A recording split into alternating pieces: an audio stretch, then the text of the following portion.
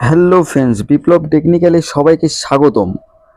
আজ আমরা শিখব ফ্রিজের ক্যাপিলারি চোকিং থাকলে কি কি কাজ করতে হবে, এবং আমাদের যারা নতুন টেকনিশিয়ান ভাইরা আছেও তাদের জন্য ভিডিওটা খুবই গুরুত্বপূর্ণ হতে চলেছে। তাই ভিডিওটা পুরো স্কিপ না করে ভিডিওটা পুরো দেখতে থাকো, তাহলে ভিডিওর মাধ্যমে অনেক কিছু বুঝতে পারবে।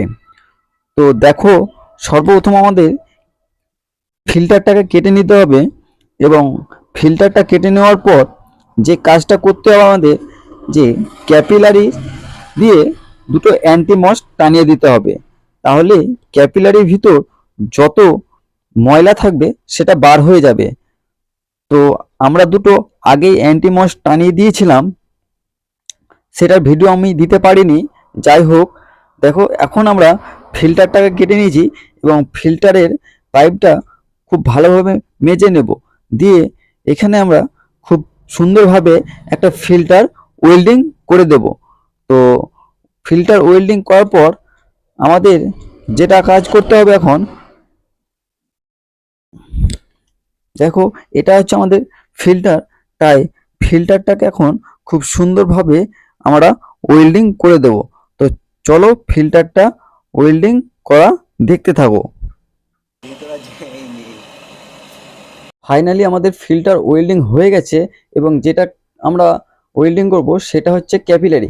ক্যাপিলারিটা অনেক বড় হয়ে আছে, তার জন্য আমরা একটা ক্যাপাসিটরের মাধ্যমে ফিল্টারটা গোল করে জুড়ে নিচ্ছি। দেখো, তারপর আমরা ক্যাপিলারির মুখটাকে খুব ভালোভাবে কেটে নিলাম, এবং ক্যাপিলারিটা খুব সুন্দরভাবে আমরা ওয়েল্ডিং করে দিলাম। এবং তারপরে যেটা হচ্ছে আমাদের ফ্লাশিং, আমাদের কুলিং কয়েলটা খুব সুন্দরভাবে ফ্লাশিং করে নিতে হবে, এবং কুলিং কয়েলের ভিতর অনেক ময়লা জমে আছে, তাই আমাদের খুব ভালোভাবে ফ্লাশিং করা দরকার, না হলে আবার আমাদের ক্যাপিলারি চোকিং হওয়ার সম্ভাবনা থাকে। তাই আমরা খুব সুন্দরভাবে আমাদের কুলিং কয়েলটা ফ্লাশিং করে নেব, এবং ফ্লাশিং করে নেওয়ার পর আমাদের সাকশন পাইপটা খুব সুন্দরভাবে ওয়েল্ডিং করে দেব।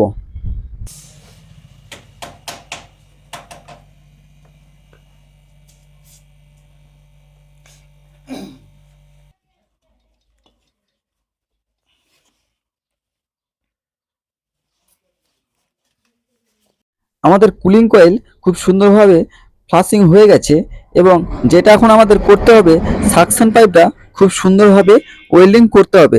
চলো সাকশন পাইপ আমাদের ওয়েল্ডিং করা দেখতে থাকো।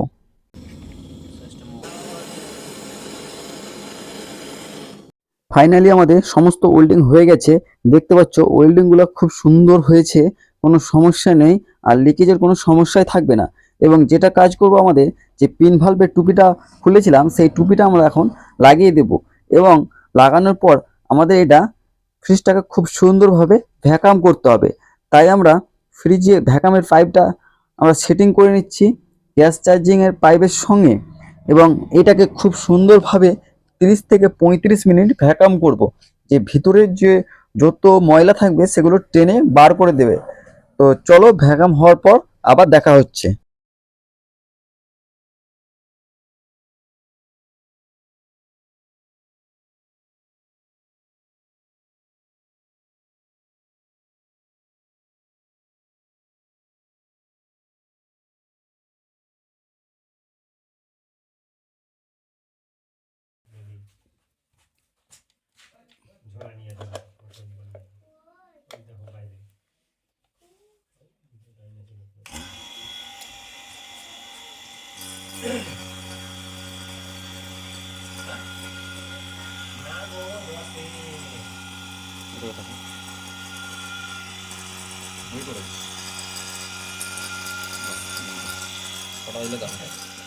চলো আমাদের ভ্যাকাম পুরো প্রায় কমপ্লিট হয়ে গেছে। তাই আমরা এখন গেজ মিটারে বন্ধ করে দিচ্ছি, এবং তারপর আমরা ভ্যাকামটাকে বন্ধ করে দিলাম, এবং এই ভ্যাকামের পাইপটা আমরা খুলে নিচ্ছি। এবং এবার আমরা কাজ করব, সেটা হচ্ছে গ্যাস চার্জ। দেখো, আমরা নিয়ে নিচ্ছি 134 গ্যাস, এটা হচ্ছে গোদরেজের 1 নম্বর গ্যাস, আর এখানেও দেওয়া আছে 134 গ্যাস। তো চলো আমরা গ্যাস চার্জটা পুরো দেখতে থাকো। দেখো, তারপরে আমরা গ্যাস চার্জিংয়ের পাইপটা লাগিয়ে নিচ্ছি, এবং লাগানোর পর আমরা গ্যাসের ট্যাঙ্কিটা লুজ করে দিচ্ছি। দেখো গ্যাসের ট্যাঙ্কিটা লুজ হয়ে গেলে আমাদের পাইপটা চলে যাবে এবং আমরা যে পাইপের মধ্যে যে ইয়ারটা থাকে সেটা আমরা বার করে দিচ্ছি গ্যাসের মাধ্যমে। তারপরে আমরা আস্তে আস্তে পুরো গ্যাসটা আমরা দিতে থাকছি। তো ভিডিওটা ভালো লাগলে অবশ্যই লাইক কমেন্ট শেয়ার করে দেবে আর চ্যানেলটিকে সাবস্ক্রাইব করতে অবশ্যই ভুলবে না।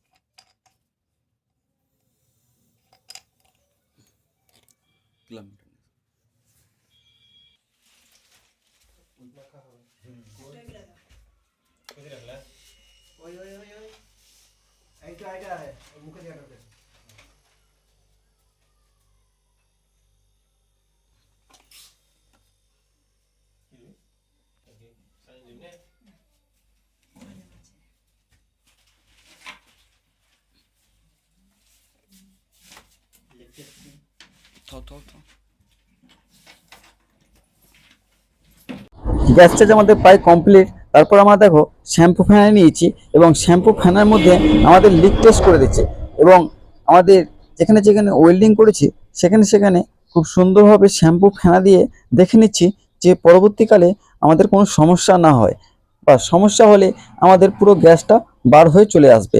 তাই আমরা বারবার শ্যাম্পু ফেনা দিয়ে খুব সুন্দরভাবে দেখে নিচ্ছি যে কোনো লিকেজ আছে কিনা। তো আমাদের কোনো লিকেজ নেই, আমাদের ওয়েল্ডিং খুব সুন্দর হয়েছে।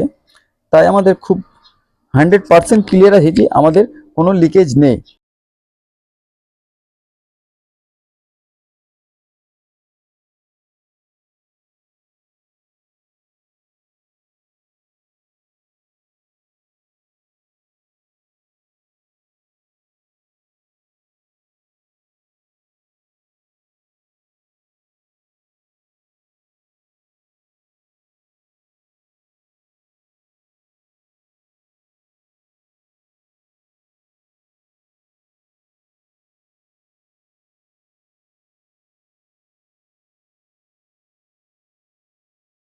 ফাইনালি আমাদের কাজ পুরো কমপ্লিট হয়ে গেছে।